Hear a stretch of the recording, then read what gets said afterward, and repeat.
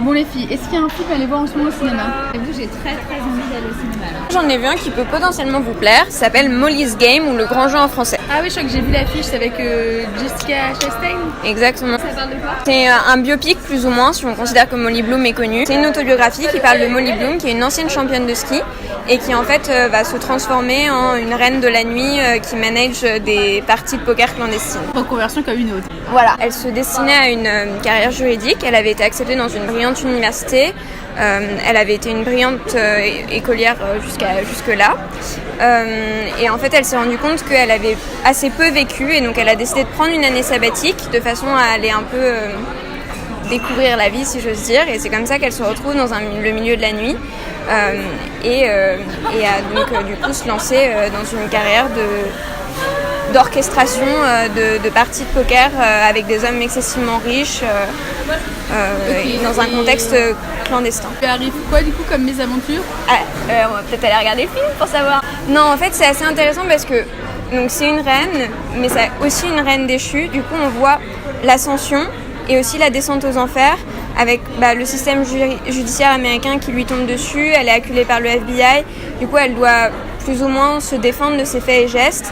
Et donc c'est une découverte de elle et de son parcours, mais aussi aussi du système judiciaire américain et de la manière dont il est beaucoup plus accusatoire que le système français, puisque t'es présumé coupable et on cherche vraiment à montrer que t'es coupable au lieu de... Cette présomption d'innocence.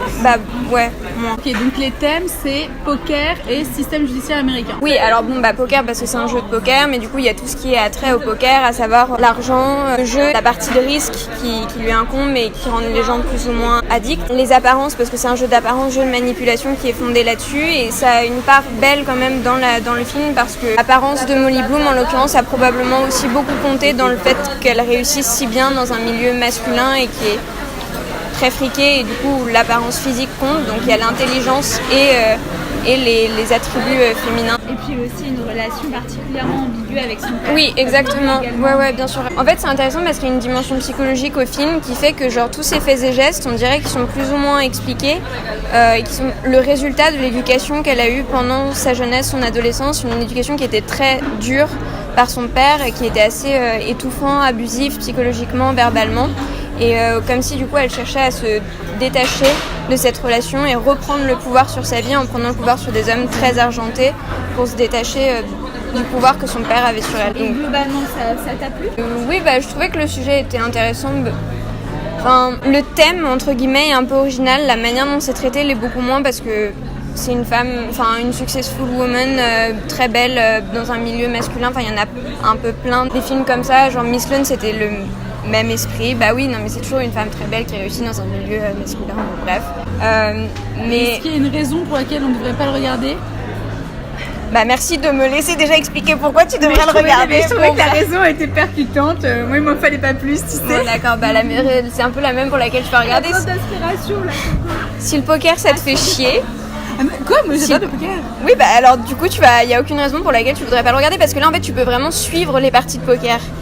On te montre les cartes, etc. Donc, typiquement pour les gens qui aiment bien le poker, genre c'est génial, mais peut-être que t'allais dire... si ça te fait chier le poker, faut pas le regarder, parce qu'il y a quand même une belle part aussi de la réa qui est à la mise en scène des parties de poker où tu peux suivre le jeu, etc. et te dire tiens, lui il va perdre, il va gagner. Et voilà, tu joues en même temps que tu regardes le film. Bon, merci en tout cas de nous avoir bien tissé le film. Pour ceux qui ne l'ont pas vu, j'espère qu'on n'en a pas trop dit, mais je ne pense pas, allez le voir, faites votre propre avis. Et lisez bien l'article de Livine qui pourra vous éclairer sur certains points. Et on vous embrasse, les OBDers.